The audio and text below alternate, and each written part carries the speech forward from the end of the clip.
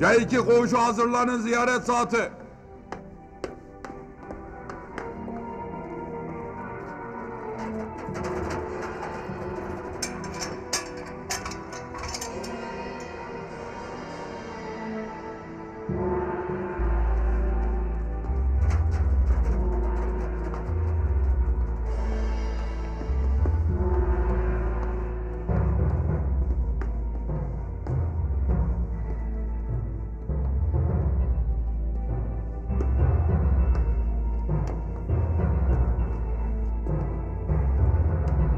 Buyur dostum.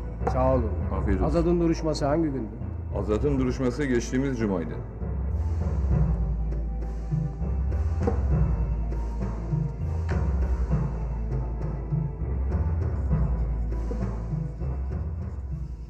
Eğer Azat gün aldıysa bizim tarafa verebilirler.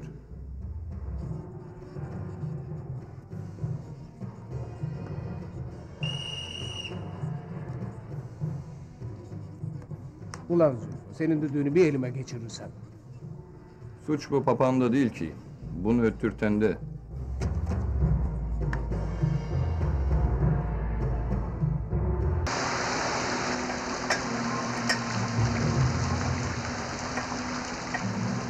Dur. Azad'ın verildiği blok belli mi? Diyelim C blok. Değişen ne? Çok şey değiş. Göreceğiz. Göreceğiz. Sen Azad'ı tanımıyorsun galiba. Ben burada yalnız babamı tanıyorum. O da anamla yatıyor. Ha Abdu, babam da burada yok. Baban geliyor. Ne demek? Hayır diyeceğim, Zülfü! ha? Ne oluyor burada? İşinize baksanıza!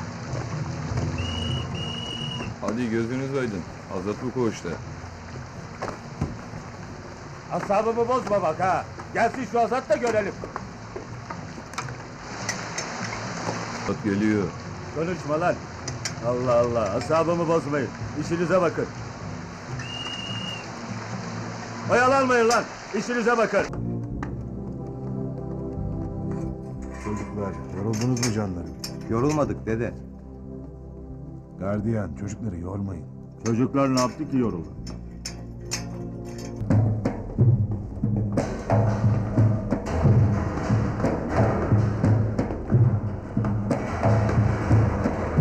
Azat'ı getirdiler. Azat geldi.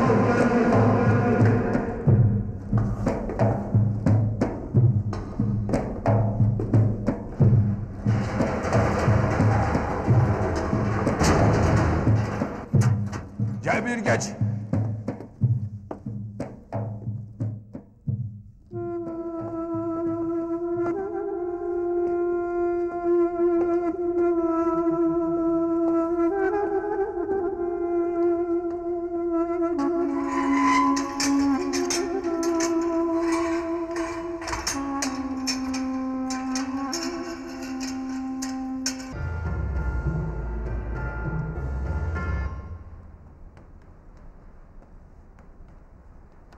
Bu gariban da bu havada nöbette yazık. Devre! Kolay gelsin. Sağ ol, Allah razı olsun. Kaç gün sayısın ahbap? Karanlık. Allah yardımcın olsun. Senin de işin zor. Sağ ol. Zülfü, asıl senin işin zor. Azat'la aran nasıl? Azat kim ya? Azat ne yazar bana? Tövbe tövbe. Tövbe tövbe. Belli. Azat kim ya? Çok azatlar gördük. Çok. C koğuşu. Azat Drejan. Zülfü!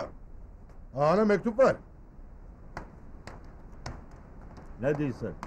Kaç tane C var? 2 tane C var. Ağana da mektup var. Bir de ağa mı çıktı başımıza ya?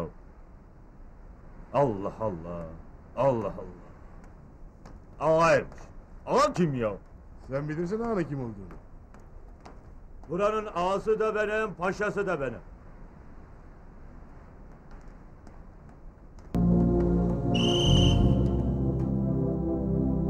Ulan Zülfü! Azat'a gıcık vermek için çalayım değil mi? Azat kim lan Azat? Azat dediğin kim?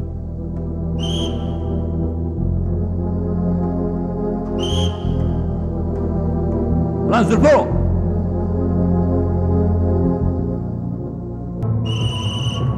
Zülfü! Buyur abi. Gel bakalım buraya. Neydi o gece düdük sesleri lan? Hele gündüz neyse gece ne oluyor he? Abime bak ya, ben çalar mıyım ya? Bizim gardiyan başıdır. Emir veriyor, çalıyorlar abi. Yapmayın, gece çalmayın diyeyim, dinlemiyorlar abi. Zülfü, bu düdüğün sesi senin düdüğün sesine benzedi. Yapma abi, düdük sesi hep birbirine benzer. Bak Zülfü, seninle gel bir anlaşma yapalım. Bundan sonra C koğuşlarında gece düdük çalmayacak. Tamam abi. Hadi diyelim biz çalmadık. Baş gardiyan çaldırırsa? Ona da söyle, bir saatten sonra o da çalmayacak. İyi abi, benden söylemesi elçiye zeval olmaz. Zülfo, Azat'ı duydun. Baş gardiyana söyle, bundan sonra gece düdük çalmayacak. Gerekirse gündüz de çalmayacak. Aha, kendi geliyor abi. Kendine söyleyin. Ne oluyor burada? Bundan sonra düdük çalmayacakmışız. Bunu söyleyen kim? Aha, herkes değil. Aha, zaten emri. Azat kimmiş?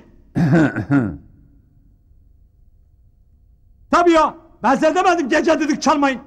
Hadi işine bak. Yürü. Bana bak gardiyan başı. Bundan sonra C koğuşlarında gece düdük çalmayacak. Tamam çalmayacak.